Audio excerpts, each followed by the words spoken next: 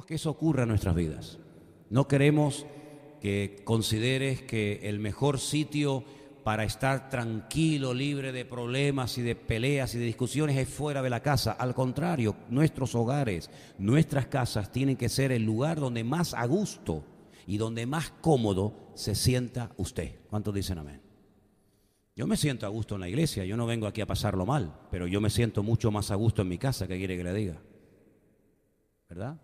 Estoy aquí, estoy con ustedes, predico, comparto la palabra, pero donde más a gusto del mundo yo me siento es en mi casa, en mi territorio, en mi sitio, con mi familia, con mis hijas. Y es así como el Señor lo quiere para todos y cada uno de nosotros. Ahora, ¿cómo se logra esa paz en el hogar? ¿Cómo se logra? ¿Viniendo a la iglesia? Bueno, en algunos casos sí. En otros casos la iglesia, vamos a decir el evangelio, a veces ha traído división al hogar. Ha habido personas que antes, o ha habido familias que antes de convertirse, parece que eran familias muy unidas, pero después uno de los miembros, o varios de los miembros, se convirtieron al Señor y aquella aparente unidad como que se disolvió.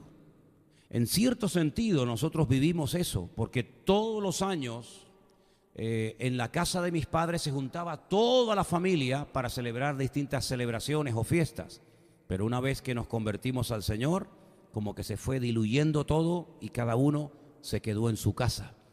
Así es que en cierto sentido, queridos hermanos, tenemos que partir de la base de que a veces puede ser que haya miembros de su familia que no les haya caído nada bien, ni que le hagan una fiesta y le den un aplauso al hecho de que usted ha entregado ahora su vida al Señor. Puede ser que tus propios padres o tus propios hijos o tu marido o tu esposa o algún miembro de tu familia te vuelva la espalda y te diga: estás loca, te has metido, sabe Dios de dónde, en una secta o en un grupo extraño, ¿verdad?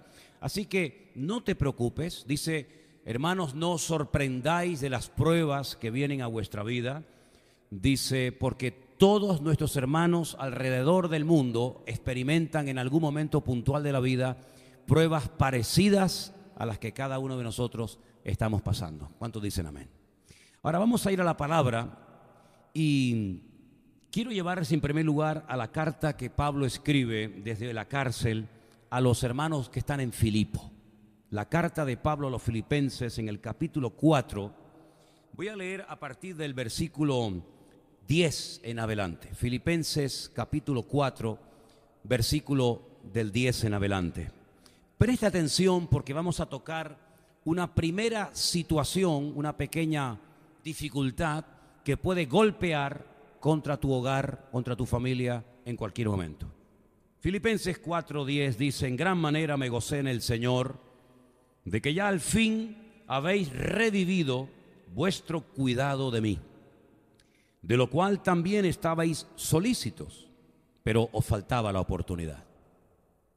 No lo digo porque tenga escasez, pues he aprendido a contentarme. He aprendido, esto hay que aprenderlo en la vida. Uno no nace aprendido. Hay que aprender, como dice aquí Pablo, a contentarme cualquiera sea mi situación. No es fácil, pero se puede aprender. Sé vivir humildemente y sé tener abundancia. Es como, digamos, como los dos extremos, las dos caras de una misma moneda. En todo y por todo estoy enseñado, así para estar saciado como para tener hambre, así para tener abundancia como para padecer necesidad. Todo lo puedo en Cristo que me fortalece. Qué bonito es cuando hay abundancia, ¿verdad?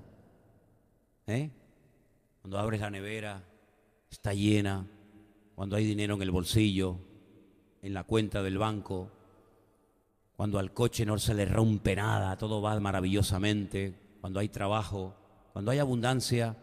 Qué bonito, ¿no? Pero qué duro y qué cuesta arriba es a veces el tener que afrontar ciertas y determinadas situaciones de escasez. Pues ¿saben una cosa, hermanos? Se busca más a Dios en la escasez que en la abundancia.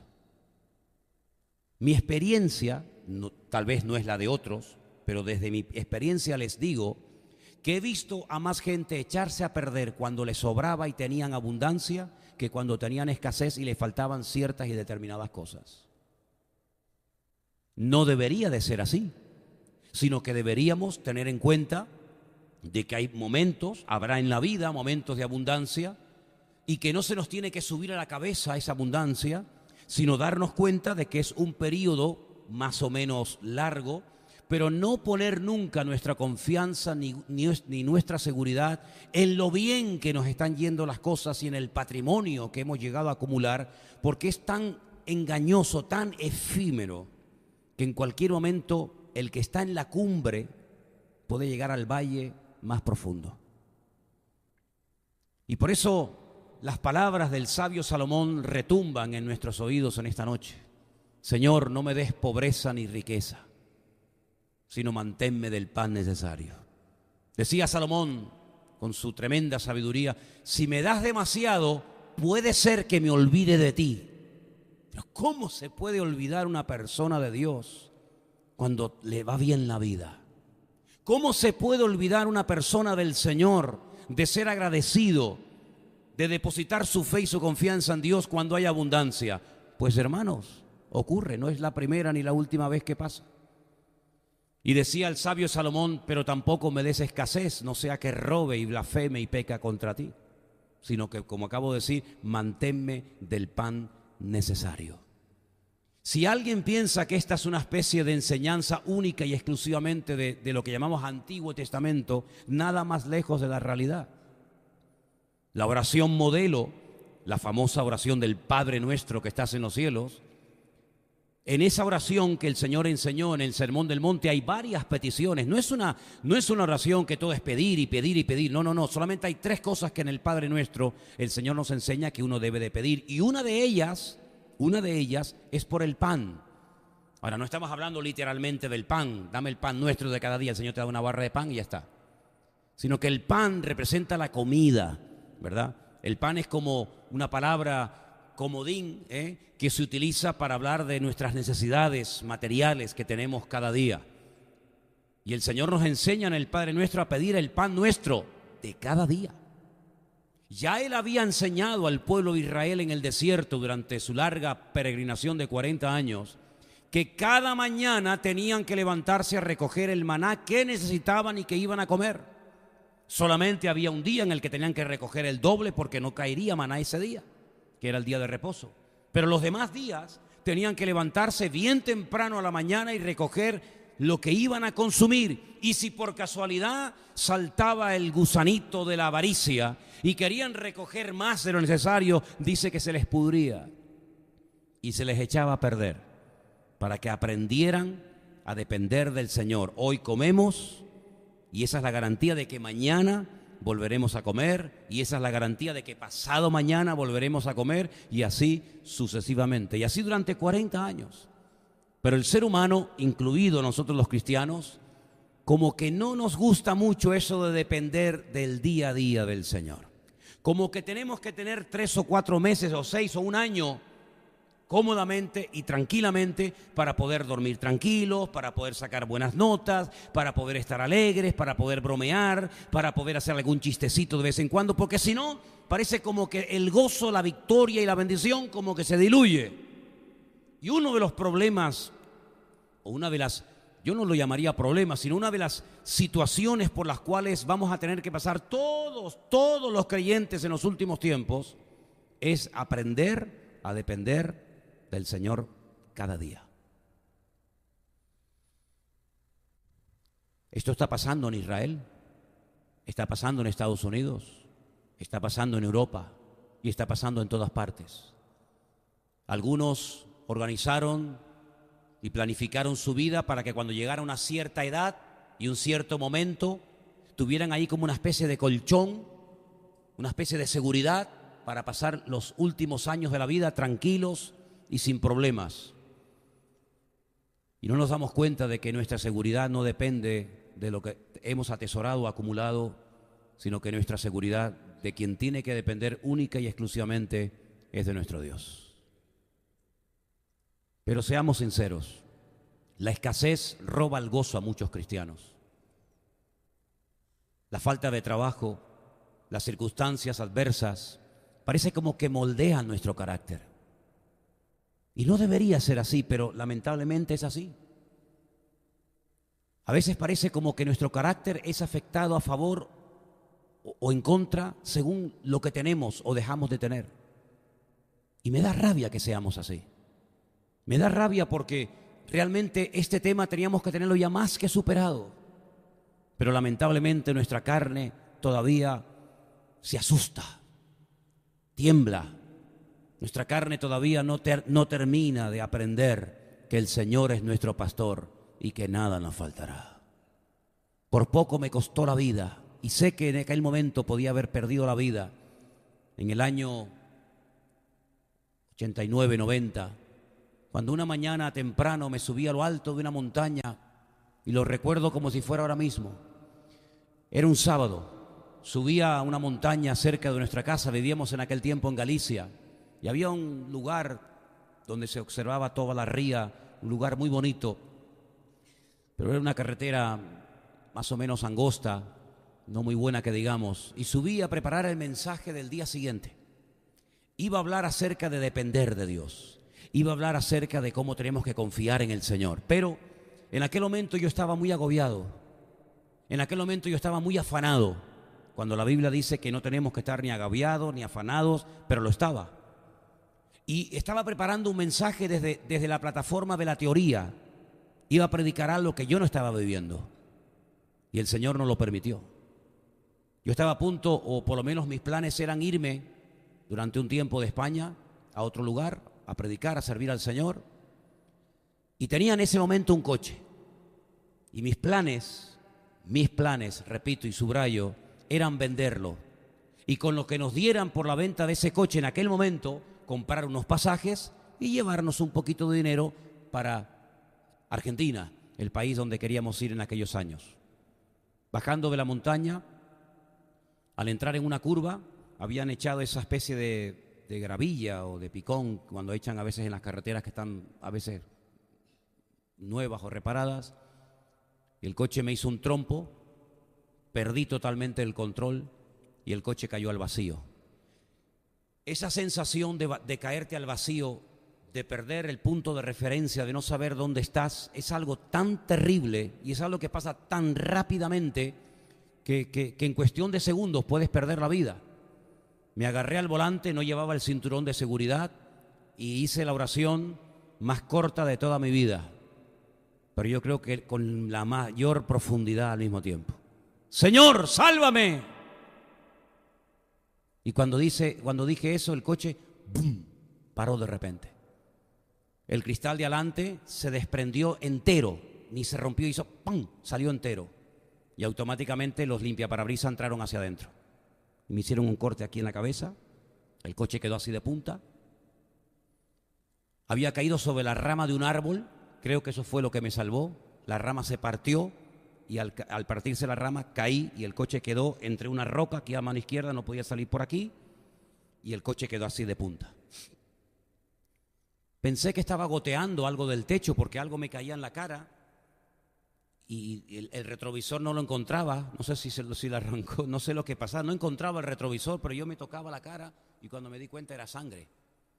Entonces salí del coche y trepé como una especie de montañita que había por ahí, una especie de barranco.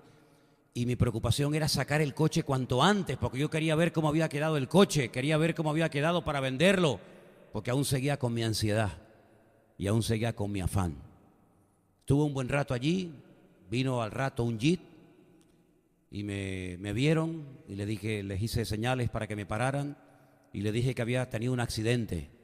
Y me dijeron, ¿un accidente? ¿Pero de qué? Digo, de coche. ¿Y dónde está el coche?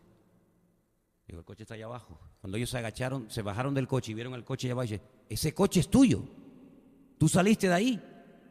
Digo, sí, yo salí de ahí. Entonces me llevaron a una casa que había por allí, una señora de campo. Yo no quería llegar a casa con toda la cara llena de sangre, todo sucio, todo lleno de tierra. Y entonces la señora muy amablemente me dejó entrar en su casa. Yo entré al baño y cuando comencé a lavarme la cara, se me fue todo. y por poco me caigo, me agarré. Al final llegué a casa. Bueno, la cuestión está en que un tractor me hizo el favor de irme a buscar el coche abajo, y el coche era un desastre. La palanca de cambio no estaba, los palieres habían partido, el coche estaba el chasis todo doblado, en fin, un desastre. A la chatarra. ¿Saben cuánto me dieron, no? Nada. Además tuve que pagar la grúa, lo perdí todo. Pero ese día empecé a descubrir algo interesante. Y es que Dios todo lo tiene bajo control. Pero a veces para aprender ciertas cosas tienes que desprenderte de otras. Y a veces, digamos, el ansia, la preocupación, el nerviosismo por las circunstancias económicas adversas, por la falta de dinero, por la falta de trabajo, producen en nosotros una tristeza, producen en nosotros una ansiedad, y es precisamente donde el Señor nos señala con su dedo y nos muestra que es en ese área donde no hemos madurado. Es en ese área tan importante y básica de la vida en la que el Señor quiere tratarnos y mostrarnos que del único del cual se puede depender es solamente del Señor. Y una de las cosas que hemos leído en este texto esta tarde es que Pablo tuvo que aprender, y tú y yo me temo que también vamos a tener que aprender a vivir en abundancia, que no hay que hacer mucho esfuerzo para aprender a vivir en abundancia, porque si cada uno de ustedes ganaran o tuvieran en este momento 10.000 euros libres por mes para gastos personales, ¿sufriríais mucho? ¿Tendríais que hacer algunos cursillos intensivos? ¿Tendríais que ir a clases nocturnas a la universidad? Porque es que con 10.000 euros que no sé qué hacer. Te aseguro que te adaptarías al momento. Pero el Señor está enseñando a sus hijos cada vez a vivir con menos. Porque cada vez vivir con más no es complicado. Pero el vivir con menos sí hay que aprender. Y Pablo llegó a aprender y a gozarse. Y llegó a decir: hermano, yo le doy gracias porque sé que ustedes tenían intención de colaborar conmigo, de apoyarme en mi ministerio. Sé que os faltaban las oportunidades, pero no se preocupen, hermanos. He aprendido a gozarme.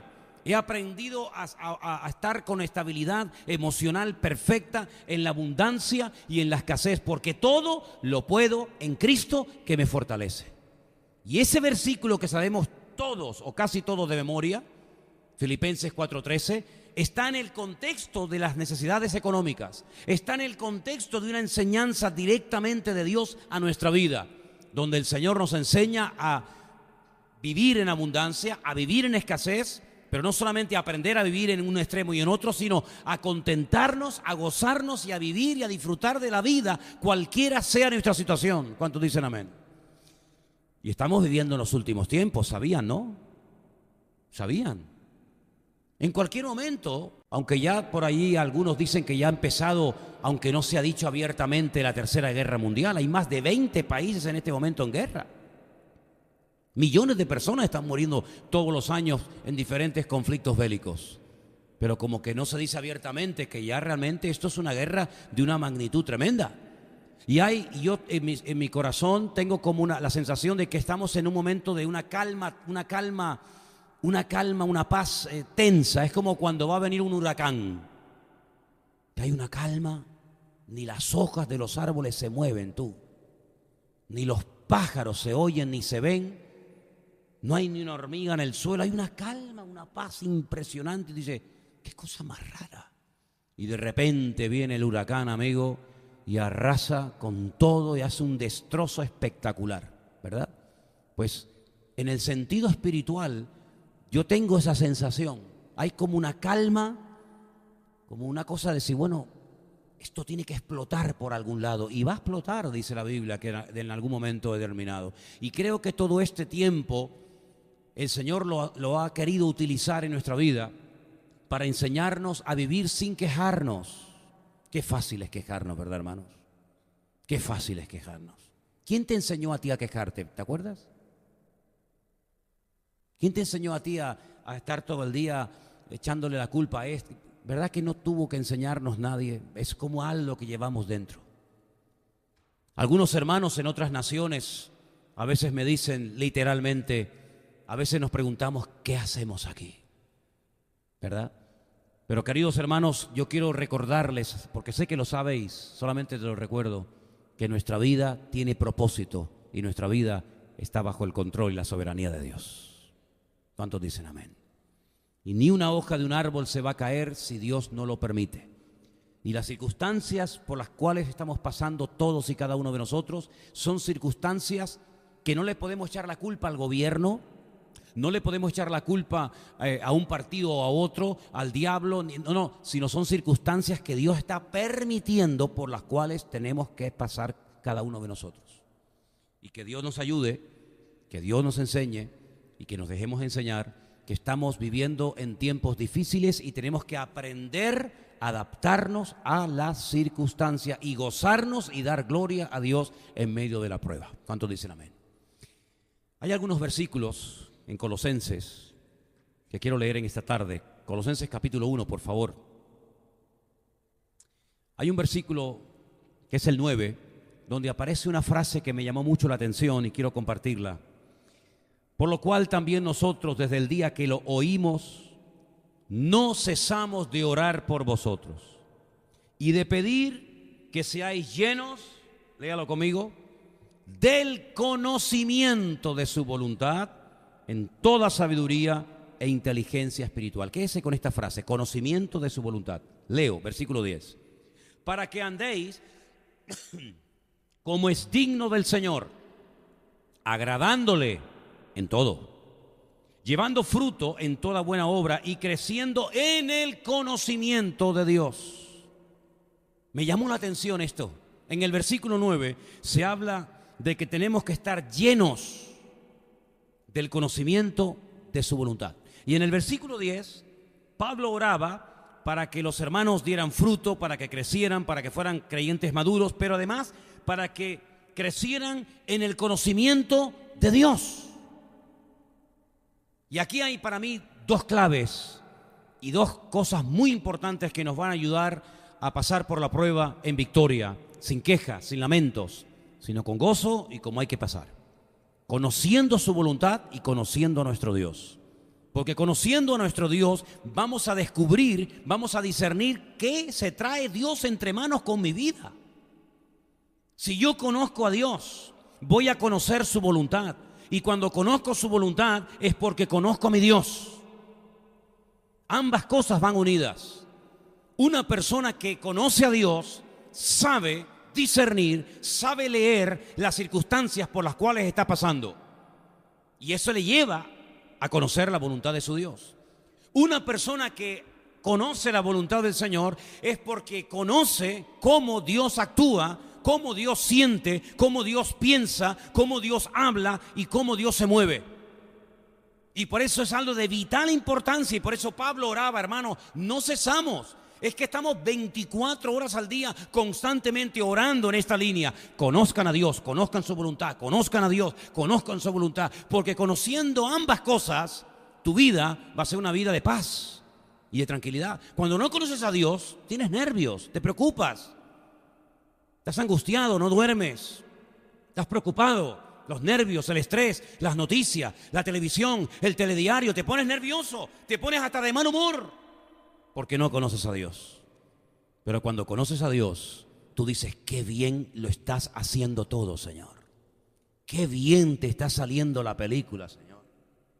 Estos tontos no se dan cuenta de que están siendo usados de una manera u otra. Unos en una línea, otros en otra línea. Pero al fin y al cabo todos, como piezas de un gran puzzle, están siendo utilizados por la mano y por la soberanía de nuestro Dios. A veces se levantan políticos que favorecen ciertas y determinadas cosas. Hay otros que se levantan y prohíben ciertas y determinadas cosas, pero tanto unos como otros son simplemente instrumentos en las manos del Señor. A veces el Señor es el que abre, a veces el Señor es el que cierra. A veces el que Dios dice ve y a veces el Señor dice no te vayas, quédate aquí. A veces el Señor te lleva a Egipto, como a José. A veces el Señor no te permite ir a Egipto, como a Isaac, que le dijo, no te muevas de aquí, quédate en el desierto de Beersheba. Por lo tanto, conocer a Dios significa descubrir el propósito, el diseño que Dios tiene para mi vida. Y eso es muy importante que lo tengamos en cuenta. Segunda cosa que creo que es muy importante para poder afrontar cualquier problema familiar en el aspecto económico o en cualquier otro área. Recordar las victorias del pasado. Dile a que está a tu lado. Hermano, hay que recordar las victorias del pasado. Díselo. Es muy importante esto. ¿Se acuerdan ustedes cuando el joven David apareció por el campamento donde sus hermanos estaban enrolados en el ejército del rey Saúl? ¿Se acuerdan?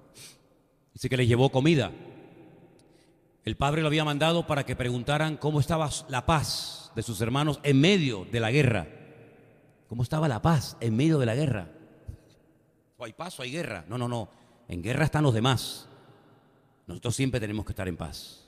Y la paz de Dios, que sobrepasa todo entendimiento, guardará vuestros corazones y pensamientos en Cristo Jesús. Eso dice la Biblia.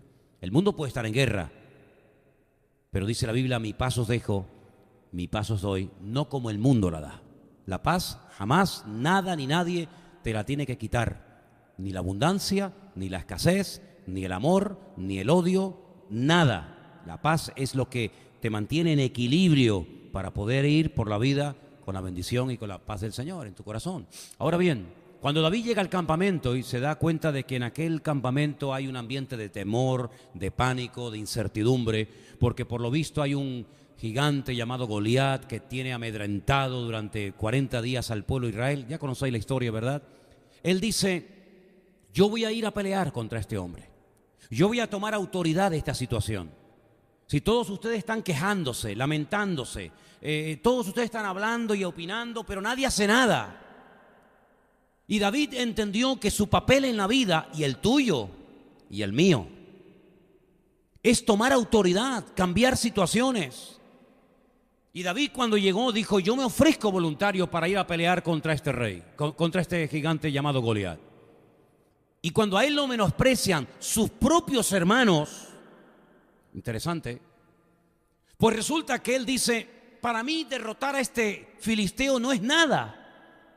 ¿En qué se basaba David para hablar con esa autoridad? ¿En qué se basaba David para decir que lo iba a derrotar como si fuera un enano?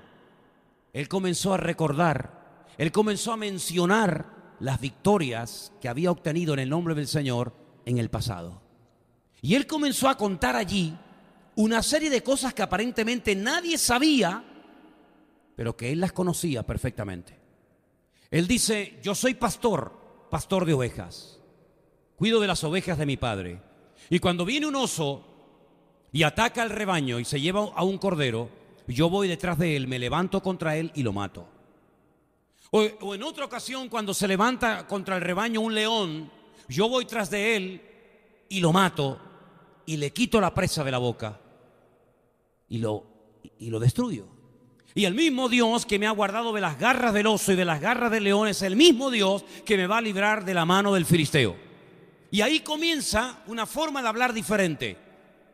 Él comienza a decir lo que le va a hacer al gigante. Aún el gigante está vivo, aún el gigante se mueve, aún el gigante está de pie, pero él comienza a hablar en fe.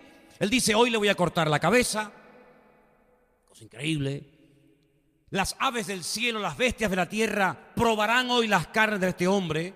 Menosprecia con su palabra profética al filisteo. Dice, pero ¿quién se ha creído este filisteo incircunciso, ajeno, alejado del pacto, que ha amedrentado al ejército de Dios? Declara algo tremendo. Hoy sabrá todo Israel que nuestro Dios es el Dios vivo y verdadero, como hizo Elías en el Monte Carmelo con los profetas de Baal. En otras palabras, con la forma como hablaba, cambió la atmósfera espiritual. ¿Cómo cambia un ambiente espiritualmente hablando? Con la forma de hablar. Si le echas leña al fuego, el fuego arderá más. Si le quitas leña, el fuego se apagará. En el sentido espiritual, el diablo, las reglas del juego que Dios ha puesto, parece como que cuando mencionamos la palabra, surte un efecto en el campo del enemigo tremendo, devastador. Fíjate en la figura de nuestro Señor Jesucristo, cuando Él es tentado directamente por Satanás. Claro, si no viene Satanás en persona a tentar a Cristo, ¿qué demonio se atreve a acercarse a Él? Tuvo que venir Satanás personalmente. Ya el hecho de que viniera Satanás personalmente a tentar al Señor ya dice mucho. Ya habla mucho de la persona que va a atentar nada más y nada menos que al Señor de señores y al Rey de reyes. El Señor no dialoga, el Señor no se lamenta, el Señor no se queja, el Señor no cuestiona, el Señor menciona la palabra. Y en las 3 ocasiones que tenemos registrado en los evangelios, cómo el Señor, desbarató al enemigo, el arma que utilizó fue siempre la misma. Escrito está, escrito está, escrito está. Oye, si al Señor le funcionó, ¿por qué a ti y a mí no nos va a funcionar? Si Él nos enseñó con su ejemplo y con su modelo que el diablo lo derrotó y que venció al Satanás en esas 3 tentaciones tremendas, muy atractivas por cierto, que le presentó al Señor, ¿cómo no nos va a funcionar a nosotros cuando utilizamos la misma palabra con la misma autoridad, verdad, que Él utilizó? Por supuesto que sí, hermanos. Pero ¿cuántas veces lo que hacemos es nos realimentamos? ¿De qué? De basura. Y una de las basuras que a veces entra en nuestra mente y causa un estrago tremendo, por ejemplo, son las noticias. Las noticias en España producen depresión. Yo creo sinceramente, hermanos, que las noticias en España están diseñadas de tal manera que el objetivo no es informar, el objetivo es desmoralizar a la población. De hecho, ¿cuánta gente está totalmente desanimada? Totalmente hundida, sin esperanza, sin ilusión, sin fuerzas. Hasta muchos se han quitado la vida. ¿Por qué? Porque han alimentado su alma, han alimentado su mente de veneno. No es un veneno que mata instantáneamente. Hay venenos que como te lo tomes, amigo, te fulmina al instante. Pero hay muchos venenos que hacen efecto a largo plazo. Poco a poco va envenenando tu sistema nervioso, poco a poco va envenenando tu sangre, tu cuerpo, hasta que finalmente, amigo, caes fulminado. Y las noticias que oímos en televisión, detrás de esos medios informativos, detrás de esas cadenas de millones y millones de euros y de dólares, detrás de esas cámaras, detrás de esos satélites, hay alguien que dice que es el Dios de este siglo, el príncipe de las tinieblas, que es Satanás. Y él sabe perfectamente que en este país, en muchas casas, hay más televisiones por metro cuadrado que Biblias. Y sabe perfectamente que si no te entra por la 3, te entra por la 5, y si no por la 6ª, y si no por la 4, y si no es en el salón, es en el baño, y si no es en el baño, es en la habitación, pero te tiene totalmente acorralado. ¿Y cuántas veces cuando uno termina de ver el diario dice, Dios mío, pero que este país se va al garete y nos estamos hundiendo? Pero es que no hace falta, hermanos, no hace falta bajo ningún concepto estar todo el santo día pendiente de lo que dicen o no dicen, porque nosotros vivimos en este planeta, pero no somos de este planeta. Les voy a decir algo que les puede llamar la atención, somos extraterrestres. Algunos dicen, yo creo en los extraterrestres, y yo también. ¿Tú crees como pastor en los extraterrestres? Sí, no me diga, ¿y por qué digo? Porque yo soy uno, yo soy un extraterrestre. No somos de este mundo, vivimos temporalmente en este mundo, pero aquí estamos de paso. Pero a veces nuestra forma de hablar, nuestra forma de comportarnos, nuestra forma de vivir, es como si fuéramos a vivir aquí toda la eternidad. Y aquí estamos simplemente de paso. Así que no te afanes tanto por las cosas, porque nada de lo que tenemos hoy en día nos lo vamos a poder llevar. Los faraones se preparaban para la otra vida y mataban hasta los esclavos para no irse solos, para que los esclavos les sirvieran en la otra vida cuando cruzaran el río, ¿verdad? Pero sin embargo, hermanos, la Biblia declara algo tremendo. Desnudos vinimos. Qué humillante, ¿no? Podíamos haber venido vestidos y desnudos nos vamos. ¿Cómo nacieron los ricos? Desnudos. ¿Y cómo se van? Igual. ¿Qué te parece, hermano? Luego, la palabra del Señor nos enseña algo muy interesante y quiero que presten atención a estos versículos. Después te digo dónde van a estar. Pablo dice, en mi primera defensa, si cuando le hicieron el primer juicio, ninguno estuvo a mi lado. Si tú observas y analizas detenidamente la vida de este hombre, era un hombre que muy rara vez estaba solo. Generalmente estaba siempre rodeado o de obreros, o en alguna congregación, o en algún meeting público predicando la palabra. Siempre estaba rodeado de personas que querían estar con él aprendiendo y absorbiendo el conocimiento y la sabiduría tan grande que este hombre tenía. Me refiero al apóstol Pablo. Pero fíjate qué curioso que él, cuando escribe su última carta antes de morir, dice que ninguno estuvo allí. Es interesante, Timoteo no estaba, tú, y Tito, y Priscila y Aquila. No había nadie. Dice, ninguno estuvo a mi lado. Todos me desampararon. Dice, no les sea tomado en cuenta. No es que no sabían, cuidado. No es que, yo no sabía que te iban a hacer el juicio el otro día, hermano, perdona, me olvidé. No. Es que los desampararon, que es muy diferente. No quisieron estar. Una cosa es que te olvides que me van a hacer un juicio y probablemente me condenen a muerte y te hayas olvidado de la fecha y del día y de la hora. Y otra cosa es que voluntariamente hayas decidido no querer estar conmigo. Y eso es lo que él está diciendo. Me desampararon, me dejaron más solo que la una. Pero el versículo 17 es impresionante. Dice, pero el Señor estuvo a mi lado. Esto es lo que marca la diferencia. Segunda de Timoteo 4:17 dice, el Señor estuvo a mi lado, me dio fuerzas para que por mí fuese cumplida la predicación y para que todos los gentiles oyesen. Así fui librado de la boca del león. Bueno, está hablando en pasado. Así fui librado de la boca del león. Pero es que en el versículo 18 añade y dice, y el Señor me librará de toda obra mala y me preservará para su reino celestial. A Él sea la gloria por los siglos de los siglos. Amén. Es decir, la seguridad de que el Señor tiene todo bajo control y me va a librar de lo que me viene encima es que en el pasado ya el Señor me libró. Por lo tanto, cuando yo les dije en esta tarde que repitierais, que os dijerais el uno al otro, recordar las victorias del pasado es fundamental, porque muchas veces cuando se presenta una situación nueva o una situación difícil o dura, como que nos olvidamos de que ya esas situaciones o parecidas ya han sido resueltas y aclaradas en el pasado. ¿O es que acaso Dios nunca ha contestado una oración tuya? ¿Ha contestado alguna vez alguna oración? Bueno, pues dice la Biblia, esta es la confianza que tenemos en Él, que si pedimos alguna cosa conforme a su voluntad, Él nos oye. Y si sabemos que Él nos oye, sabemos que tenemos las peticiones que le hayamos hecho. Luego, ¿cuál debe ser la actitud cuando nuestra familia, nuestro matrimonio, nuestra vida está pasando circunstancias difíciles? Y estamos hablando fundamentalmente esta tarde acerca de aspectos tal vez económicos, que son los que parece como que más duramente golpean contra nuestra estabilidad emocional. Pues simplemente es confiar en Dios. No hay más. No hay más.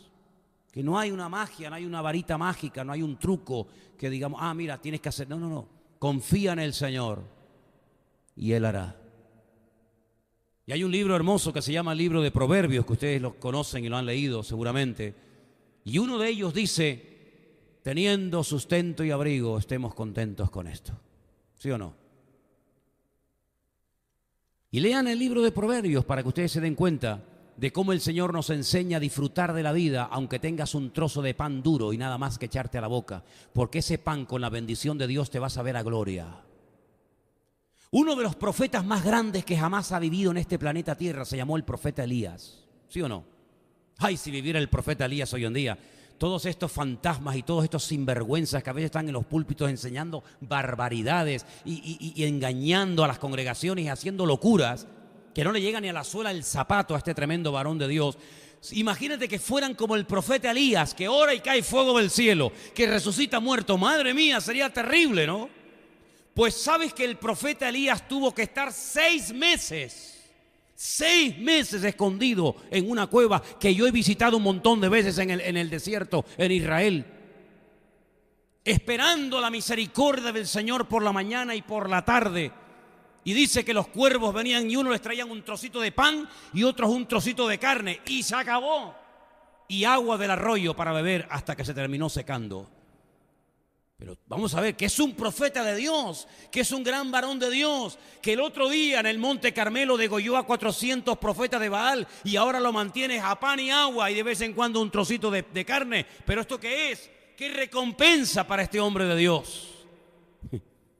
Hermano, yo creo que ese pan, ese agua del arroyo y ese trocito de carne le tenía que saber a este hombre a gloria, porque venía con la bendición de Dios. Le venía por la mañana y le venía por la tarde, porque en la Biblia, en los tiempos de la Biblia, se comía solamente 2 veces al día, no 4 y 5 o 20 como hoy en día algunos, ¿no? 2 veces al día. Y el Señor suplía las necesidades de su siervo. ¿Qué te parece? Y una vez, cuando se quejó y se lamentó y le pidió al Señor, quítame la vida, que ya no aguanto más, me siento solo, el Señor dice que le preparó una torta, una tortita, seguramente sería una pita, estas que comemos tantas veces por allí, y dice que caminó 40 días con aquella tortita en el estómago. Ay, amigo. Y a veces cuando llegamos a casa y no está la comida preparada, parecemos un oso enjaulado, ¿no? Solamente nos falta pegarle una dentellada en el cuello a nuestra mujer diciendo, oye, que ya se ha pasado 10 minutos la hora de la comida, ¿verdad? ¿Qué te parece, amigo? Hermanos, estamos viviendo tiempos en los que Dios está tratando de moldear nuestras vidas. Y las familias tienen que estar más unidas que nunca. Y lo que tenemos que buscar desesperadamente es la bendición de Dios. Y si el Señor permite que pasemos por necesidades, que pasemos por escasez, bendito sea el nombre del Señor. Pensaba en estos días en los 11 millones de indocumentados de los Estados Unidos, que algunos de ellos ya se han dado algunos casos con más de 30 años viviendo en Estados Unidos así.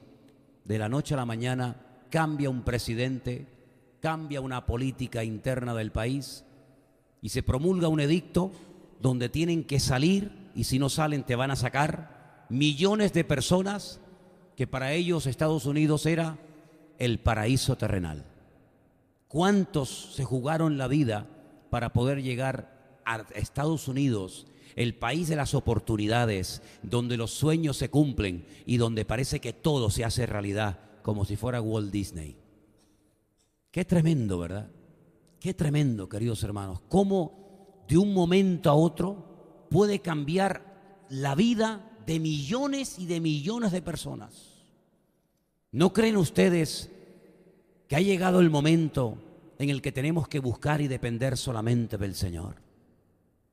¿No creen ustedes que ha llegado el momento cuando tenemos que pedirle perdón al Señor por las veces que nos hemos quejado por lo que tenemos? Porque si en esta tarde yo les pidiera, o en esta próxima semana, o en los próximos meses, yo les pidiera que todo cuanto tienen cada uno de ustedes en sus casas, lo trajeran a la iglesia, yo creo que aquí no cabría, sinceramente. Que cada uno traiga sus zapatos, sus camisas, sus corbatas, su televisión, su radio, sus coches, todo lo cuanto tienen cada uno de ustedes, que lo trajéramos a la iglesia y lo fuéramos amontonando. Hermanos, sinceramente, creo que este local se quedaría pequeño. ¿Cuántas camisas tú tienes? ¿Cuántos pares de zapatos tienes tú, hermana? Digo hermana porque generalmente ustedes tienen más que nosotros. Tiene que ser el alto, el bajo, el amarillo, el azul, el rojo, el verde, el colorado, el plano, el otro, el negro y el gris, se acabó, fuera. ¿Cuántos pares de tenis tienes? ¿Cuántos cachivaches que ya ni usas tienes en tu casa? Y hasta de eso nos hemos llegado a quejar. Quiero terminar diciendo unas palabras de mi Señor amado. Las zorras tienen guaridas y las aves de los cielos tienen nidos, mas yo no tengo donde reposar mi cabeza. Así vivió mi Señor, pidiendo un burro prestado para poder entrar a Jerusalén, pidiendo una casa donde poder celebrar el partimiento del pan y del vino. Así murió mi Señor, desnudo en la cruz, porque hasta la única prenda que tenía se la quitaron, que era la túnica hecha seguramente por su madre. Así vivió nuestro Señor, ¿verdad? Le dijo a aquel, te seguiré a donde quiera que vayas, y cuando le dijo el precio que tenía que pagar, ay amigo, si te he visto, no me acuerdo.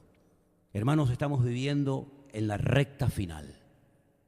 Estamos viviendo en estas profecías que hemos leído durante tanto tiempo y que vamos a volver otra vez a repasar, Dios mediante, porque sin lugar a dudas el Señor nos está enseñando muchas lecciones que tenemos que valorar y tenemos que adaptarnos a estos tiempos difíciles, evitar toda queja, todo lamento y darle gracias a Dios desde que te levantas hasta que te acuestas. Hoy ha habido gente que ha caminado kilómetros para ir a buscar un poco de agua potable. Nosotros simplemente moviendo un poco el grifo, tenemos ahí todo el agua potable que necesitamos. Hoy ha habido gente que ha tenido que buscar leña al monte para poder cocinar. Y nosotros tenemos en casa 2 y algunas veces hasta 3 y 4 bombonas de butano. Se acaba una y compramos otra. Y le damos a un botoncito, ¡pum!, y se enciende la luz. Queridos hermanos, demos gracias al Señor en esta tarde por lo que tenemos. Y confiemos en el Señor, que el Señor tiene nuestra vida bajo su control y bajo su dominio. Joven fui y he envejecido, y nunca he visto justo desamparado ni su descendencia que mendigue pan. Toma esta promesa en esta tarde y cierra tus ojos ahí donde estás. Y dile al Señor, Señor, que mi familia, que mi vida sea una vida que dependa de ti, Señor. No dependemos de pagas, no dependemos de salarios, dependemos de Dios. Las pagas, los salarios, las jubilaciones, los ahorros, como en muchas ocasiones ha ocurrido, desaparecen. Lo único que tenemos seguro en esta vida es la presencia de nuestro Dios. Y a ti nos agarramos en esta tarde, Señor. A ti clamamos en esta tarde y pedimos que en nuestra casa esté la bendición de Dios. Que tus ojos estén abiertos de noche y de día sobre nuestros hogares y familias. Nuestros maridos, esposas, hijos, familiares, seres queridos. Que dependamos de ti, Señor. Que no nos quejemos ni nos lamentemos, sino que vivamos a gusto, contentos, agradecidos, porque tú, Señor, eres nuestro Dios. Y tú eres nuestra perla de gran precio, el tesoro más grande de la vida. Lo hemos encontrado cuando te conocimos a ti, Señor.